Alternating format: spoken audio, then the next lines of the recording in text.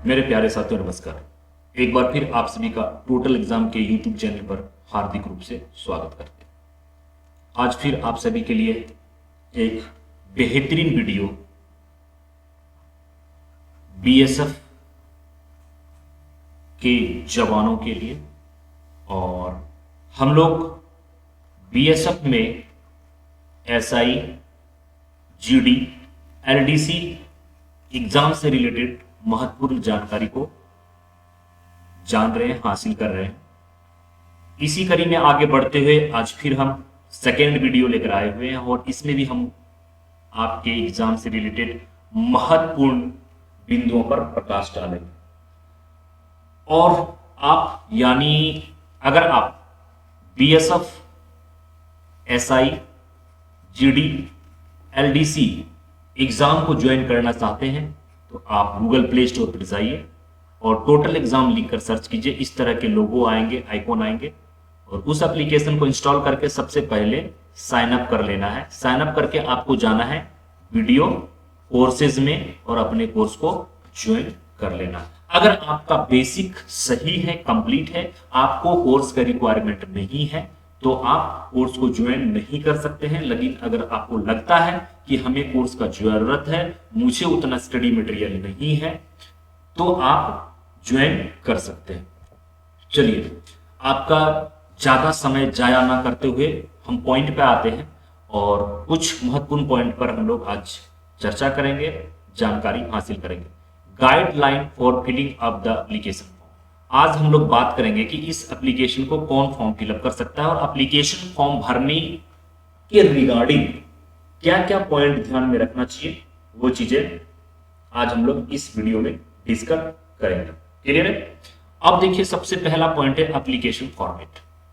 अगर आपके पास नोटिफिकेशन है तो उसके साथ अटैच है, जितने भी एप्लीकेशन फॉर्म चाहिए अटैच है। और अगर आपको एप्लीकेशन फॉर्म नहीं मिल रहा है तो आप टोटल एग्जाम के जो व्हाट्सएप नंबर है 8882755563, इस पर आप मुझे व्हाट्सएप कीजिए और आपको क्या लिखना है, BSF, SI, GD, LDC form, ये लिखकर आपको मैसेज करना है। आपको बीएसएफ जरूर लिखना है, ठीक है? क्योंकि सारे फोर्सेस के जितने सीएपीएफ के फोर्सेस हैं, सारे के मैसेज आते हैं, सारे के कोर्स चलते हैं, तो हम ये नहीं जान पाएंगे कि आपको किस कोर्स से रिलेटेड स्टडी मटेरियल चाहिए, कोर्स चाहिए या फिर फॉर्म चाहिए। तो जो आप बीएसएफ जरूर लिखेंगे, ठीक है? दूसरा पॉइंट है application should reach the examination centre on और बिफोर द क्लोजिंग डेट 14 अगस्त 2021। आप जब एप्लीकेशन को भरते हैं तो उस हिसाब से आप एप्लीकेशन को फिलअप कीजिए कि 14 अगस्त से पहले, 14 अगस्त तक या 14 अगस्त से पहले आपका एप्लीकेशन आपके एग्जामिनेशन सेंटर में जमा हो जाना चाहिए। उसके बाद अगर आपके एप्लीकेशन वहां पे रिसीव होते हैं तो उस एप्लीकेशन को एक्सेप्ट नहीं किया जाएगा। तो इस चीज को इंश्योर करें और जितना जल्दी हो सके जल्द से जल्द आप लोग एप्लीकेशन फॉर्म को भरकर अपने जो आपके कंसर्न हेडक्वार्टर्स या फिर यूनिट्स या फिर कंपनी है वहां सबमिट करें, ताकि वो प्रॉपर चैनल वहां तक पहुंचे, ठीक है? अगला पॉइंट है application plus all required certificate should reach the concern centre through proper channel. आपको इंश्योर करना है कि एप्लीकेशन के साथ साथ जितने भी सर्टिफिकेट मांग रहे हैं, ठीक है, आगे हम बात करेंगे कि क्या क्या आपको चाहिए डॉक्यूमेंट फॉर्म के साथ, ठीक है? तो जितने भी सर्टिफिकेट मांग रहे हैं आपको इंश्योर करना है कि वो प्रॉपर समय पे चले जाए और प्रॉपर चैनल भेजना है।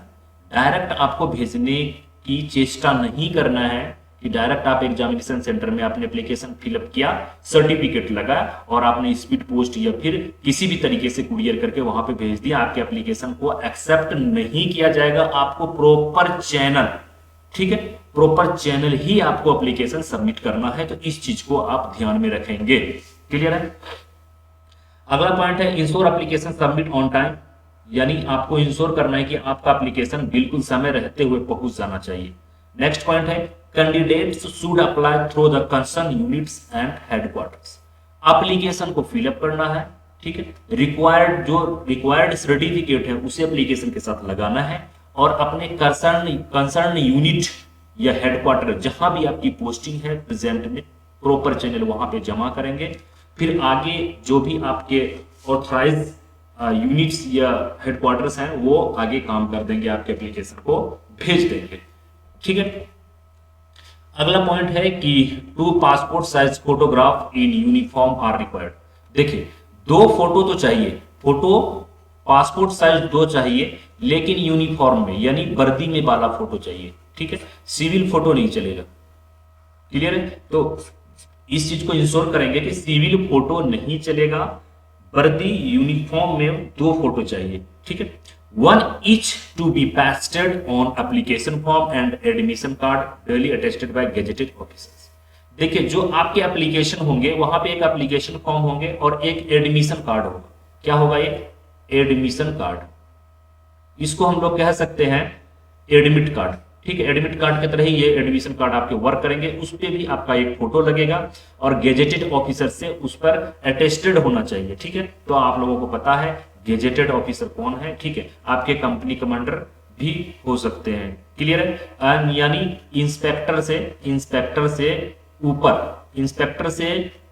ऊपर के रैंक होना चाहिए। ठीक है, यानी डीएसपी असिस्टेंट कमांडेंट से लेकर ऊपर जो भी अधिकारी होंगे उनसे आप जो आपके फॉर्म में एडमिशन कार्ड है, एप्लीकेशन फॉर्म में है, फोटो आपने लगाया वहां पे अटेस्टेड करवा लीजिएगा। अगर आपके कंपनी कमांडर भी कर सकते हैं अगर असिस्टेंट कमांडेंट के रैंक के हैं।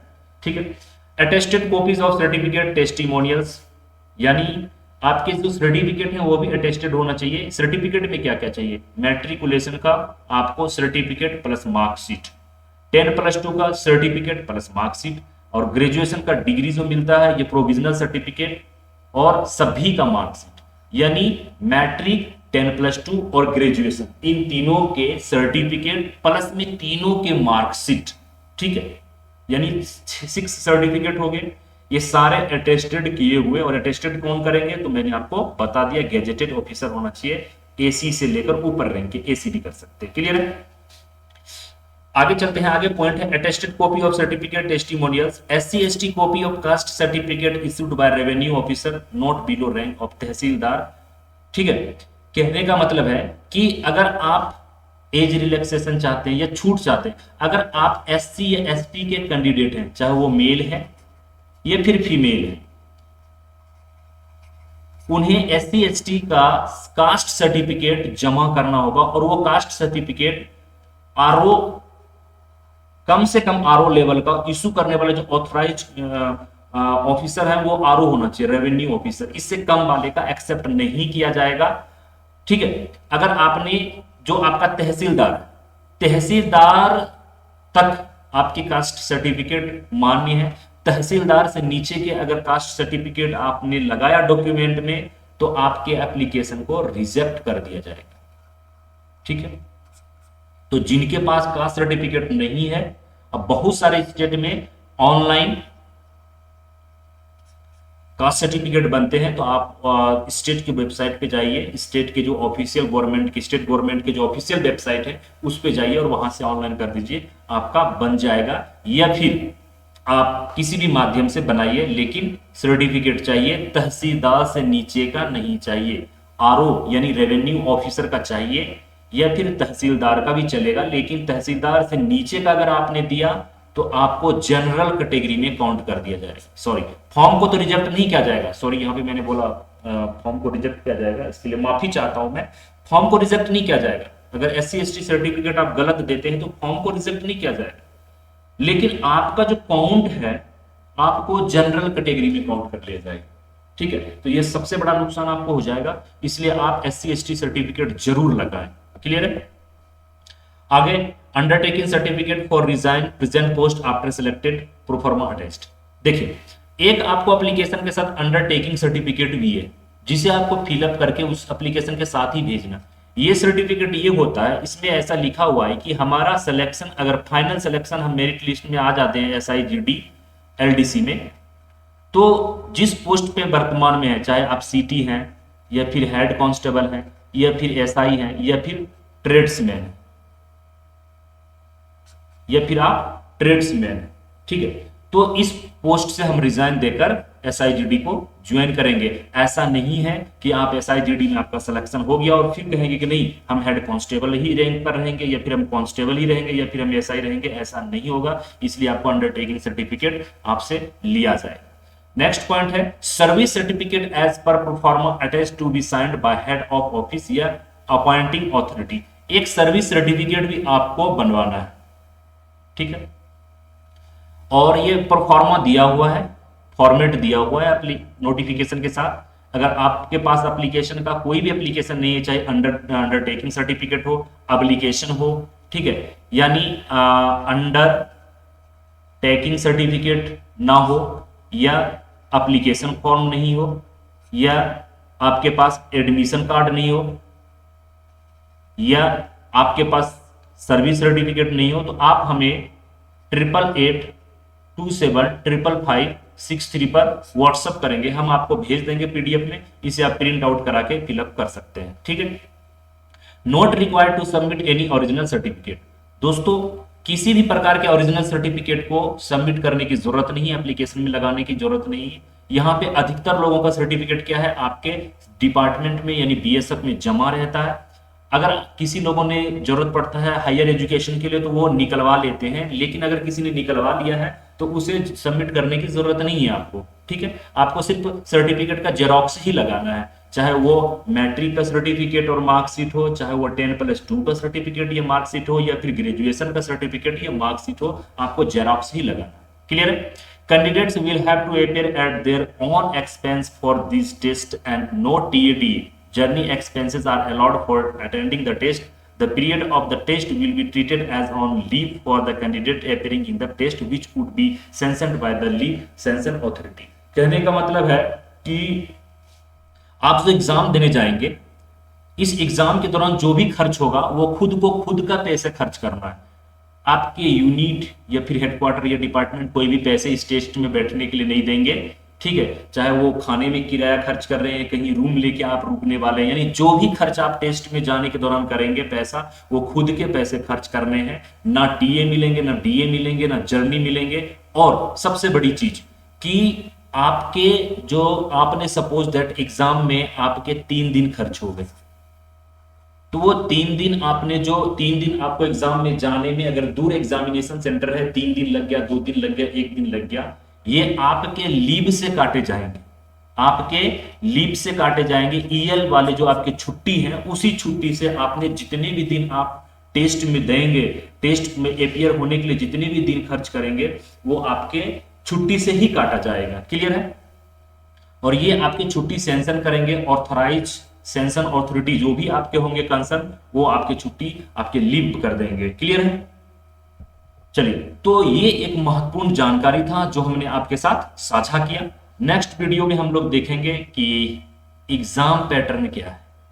क्लियर है। एग्जाम पैटर्न क्या है, यानी छोटे छोटे वीडियो बना रहे हैं ताकि हर एक चीज, हर एक पॉइंट आपको समझ में आए।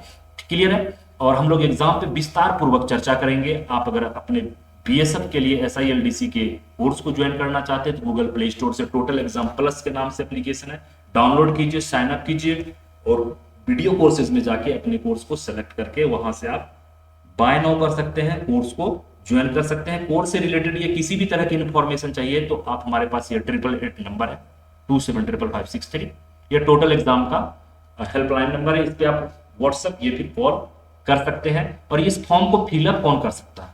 इस फॉर्म को BSF के कांस्टेबल यानी CTGD, ठीक है, SCGD, ASI और ट्रेड्समैन में प्लम्बर, मैनसॉ, कुक, कारपेंटर, इलेक्ट्रीशियन, जितने भी ट्रेड्समैन के अंदर आते हैं वो सारे इस फॉर्म को फिलअप कर सकते हैं। कोई भी डाउट नहीं रखना है। अगर ऐसा लगता है कि इस वीडियो में कुछ जानकारी छूट गया है, जो जानकारी आपको चाहिए था, तो आप जरूर हमसे कांटेक्ट करें, हम जरूर उस जानकारी को मुहैया कराएंगे। तो इन्हीं शब्दों के साथ मुझे दीजिए इजाजत। जल्द ही नेक्स्ट वीडियो में मिलेंगे और विस्तार पूर्वक आपके एग्जाम के पैटर्न पे, कि एग्जाम का पैटर्न क्या है, कितने सब्जेक्ट से आपके कितने मार्क्स के एग्जाम पूछे जाएंगे, कितने घंटे के पूछे जाएंगे, कितने सब्जेक्ट से पूछे जाएंगे, क्या क्या जरूरी है, ये सारी चीज पे हम लोग विस्तार पूर्वक चर्चा करेंगे और आपके लिए एक से एक बेहतरीन वीडियो लेकर आते रहेंगे। और इन्हीं शब्दों के साथ में आपके अच्छे भविष्य की कामना करते हैं। जय हिंद, जय भारत।